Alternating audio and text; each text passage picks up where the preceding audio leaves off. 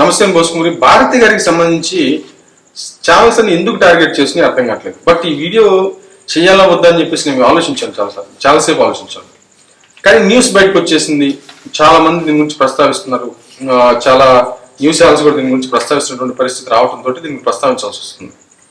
ఇప్పుడు భారతి గారు వైసీపీ పార్టీకి సంబంధించినటువంటి వ్యవహారాల్లో కలగజేసుకుంటున్నారు. మామూలుగా అయితే ఇంతకుముందు కలగజేసుకోలేదు.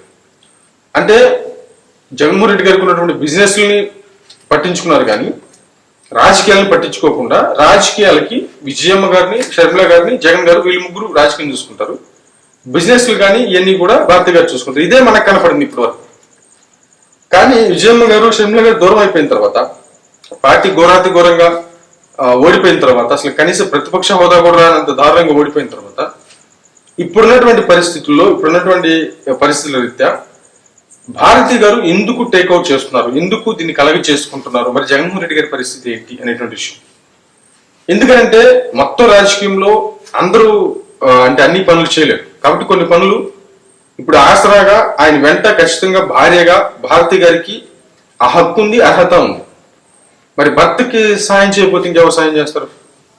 బట్ ఇప్పుడు చెల్లెలు అయితేనేమో వేరే పార్టీకి వెళ్ళిపోయింది, అమ్మేమో పట్టించుకోవట్లేదు. ఇక వాళ్ళకి హెల్ప్ చేసేది ఎవరు? ఇక భారతి గారే. అంటే అటు రాజకీయమైన బిజినెస్ అయినా ఇంకిద్దరు కలిసి చూసుకోవాలి. మరి అంతే, ఇంక మిగిలింది అదే. ఇది ఒక వర్షం. ఇది మనం మామూలుగా పాజిటివ్గా మాట్లాడుకునే వర్షం. నెగిటివ్ వర్షం ఇంకోటి ఉంది. అదేంటంటే చంద్రబాబు నాయుడు గారిని జగన్మోహన్ రెడ్డి గారు అరెస్ట్ చేయించారు కాబట్టి ఎట్టి పరిస్థితుల్లో మళ్ళీ ఎలక్షన్స్ వచ్చేటువంటి సమయానికి జగన్మోహన్ రెడ్డి గారిని ఖచ్చితంగా అరెస్ట్ చేస్తారు. ఏదో ఒక దాంట్లో ఖచ్చితంగా అరెస్ట్ చేస్తారు. ఆ అరెస్ట్ కానీ జరిగితే ఆయన మీద ఉన్నటువంటి ఇంతకు ముందు ఉన్నటువంటి కేసులు, ఇప్పుడు కొత్తగా వచ్చేటువంటి కేసు పకడ్బందీగా ఒకటిగా నిరూపితం అయితే కంప్లీట్ గా ఇంతకు ముందు ఉన్నటువంటి బెయిల్ కూడా క్యాన్సిల్ అయిపోతుంది. ఆయన ఒకవేళ జైలుకి వెళ్ళి వెంటనే బెయిల్ మీద వచ్చేస్తే నో ప్రాబ్లం. కానీ ఒకవేళ వెళ్ళి నిరూపితమైనటువంటి కేసు పడి నిరూపితం అయితే మళ్ళీ చాలా కేసులు ఎత్తి చుట్టుకుంటాయి. కాబట్టి ఆయన చాలా సంవత్సరాలు జైల్లో ఉండాల్సిన పరిస్థితులు ఏర్పడతాయి అనేటువంటి అనుమానం చాలా మంది నిపుణులు కానీ రాజకీయ విశ్లేషకులు కానీ తెలియజేస్తున్నారు, రోజు మాట్లాడుతున్నారు. జగన్మోహన్ రెడ్డి గారి అరెస్ట్ అనేటువంటి విధంగా రోజులో ఒక ఎగ్జాంపుల్ చెప్తా, ఒక 10,000 వీడియోస్ ఒక అప్లోడ్ అయింది అనుకోండి, ఎగ్జాంపుల్ చెప్తా. దాంట్లో కనీసం 6-7 వేలకు సంబంధించినటువంటి వాటిలో జగన్మోహన్ రెడ్డి గారి అరెస్ట్ గురించి మాట్లాడుతున్నారు. అంత భయంకరమైనటువంటి పరిస్థితి. కాబట్టి ఇలాంటి టైంలో జగన్మోహన్ రెడ్డి గారు కానీ పక్కకు తప్పుకున్నారంటే, జైలుకి లేరంటే పార్టీ అధోగతి పాలైపోతుంది. కాబట్టి అలా కాకుండా ఎవరో ఒకరికి పవర్ ఇవ్వాలి. ఇదిగో నేను వచ్చేంత వరకు ఇదిగో పలానా అనేటువంటి విధంగా.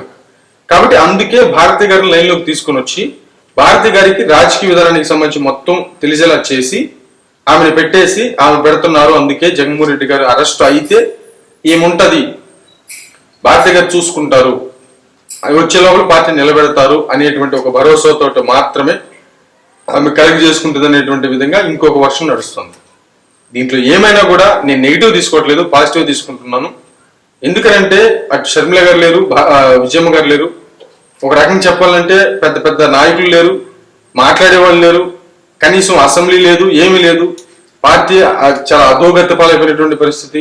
కనీసం కొన్ని జిల్లాల్లో కొన్ని నియోజకవర్గాలు అయితే పార్టీ కనీసం అసలు పట్టించుకునేవారు లేరు. పార్టీకి సంబంధించి కనీసం ఆ పార్టీని చెప్పుకునేటువంటి వాళ్ళు లేనటువంటి నియోజకవర్గాలు కూడా చాలా క్లీన్ అయిపోయినాయి.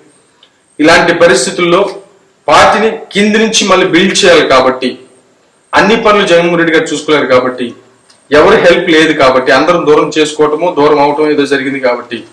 కానీ జరిగిపోయిన దాన్ని తీసేసి ఉన్న దాంట్లో ఒకరికొకరు భార్యాభర్తలు హెల్ప్ చేసుకుంటూ ఉన్నదాన్ని సక్రమంగా ముందుకు తీసుకెళ్లేటువంటి ప్రయత్నం ఏమైనా చేయొచ్చాము.